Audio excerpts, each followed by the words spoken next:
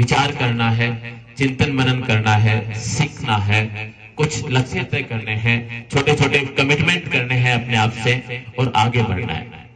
ये शिक्षक मंडली की तरफ से मैं आपको विश्वास दिलाता हूं। आपके समक्ष कोई भी समस्या है और आप लेकर के आए तो आपको कोई मना करने वाला नहीं कि आपकी समस्या का समाधान हम नहीं कर पाएंगे।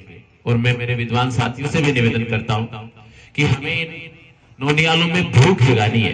2-3 दिन से मैं हॉस्टल में एक प्रयास कर रहा हूं और मुझे 2 दिन में ही उसका रिजल्ट दिख रहा है।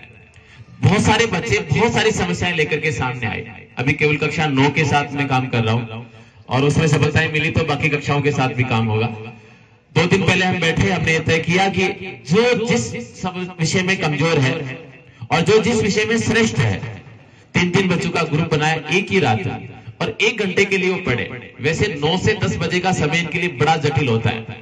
50 से 60% बच्चे टेबल पर सो जाते हैं। और कल मैंने 44 बच्चे बाहर गार्डन में निकाला, कुर्सी लगा के बीच में बैठ गए और 3-3 का ग्रुप बना करके एक मैथ पढ़ाएगा, एक साइंस पढ़ाएगा और एक इंग्लिश पढ़ाएगा। और उनको पता तक नहीं चला कि 1 घंटा कब नहीं चला गया। और जब उठ के चलने लगे मैंने बच्चों से पूछा क्या फील कर रहे हो? किसी ने कहा सर साइंस का चैप्टर क्लियर हो गया, किसी ने कहा कोई मैथ्स के कॉन्सेप्ट क्लियर हो गए, किसी ने कहा सर मैंने तो प्रेजेंट टेंस आज पढ़ लिया, 9 साल में समझ में नहीं है, आज मेरे साथी ने पढ़ाया मेरे समझ में आ गया। इसका मतलब यह है कि जब किसी काम को करने के तरीके से हम सफलता हासिल नहीं कर पा रहे हैं तो काम को मत बदलो, तरीके को बदलो, लक्ष्य को मत बदलो, उसे अर्जित करने का रास्ता बदल लो तो कामयाबी मिल जाएगी। तो शांत रहना है, सहयोगात्मक भावना रखनी है और अपने आप को जागृत करके, अपने आप को मोटिवेट करके इस बात को ध्यान में रख करके कि मुझे एक अच्छे जीवन को निर्मित करना है, प्रयास करें। अब अंतिम बात यह है कि हमारे अध्ययन की जो प्रक्रिया है वो बहुत ज्यादा महत्वपूर्ण क्यों है?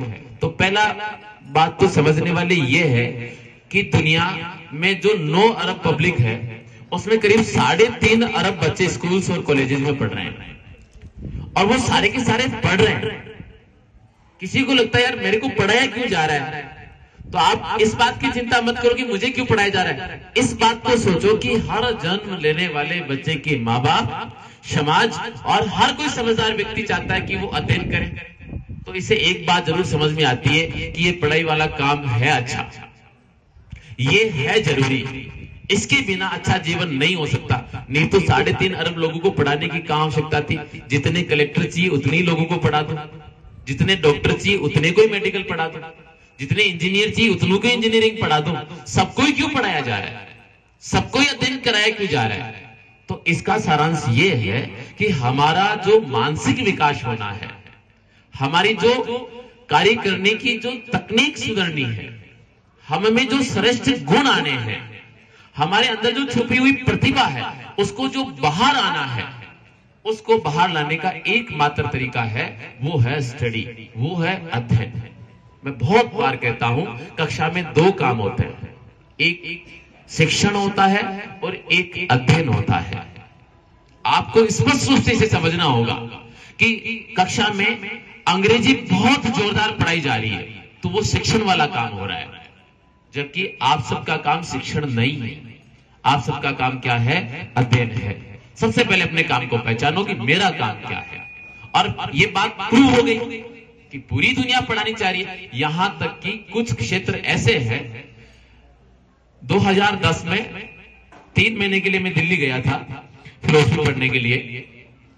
वहां एक ऐसी जगह है, एक ऐसा नगर है जहां पर देश की सर्वश्रेष्ठ संस्थाएं, कोचिंग सेंटर्स काम करती है जो आईएएस यानी प्रशासनिक सेवाओं की तैयारी कराती है।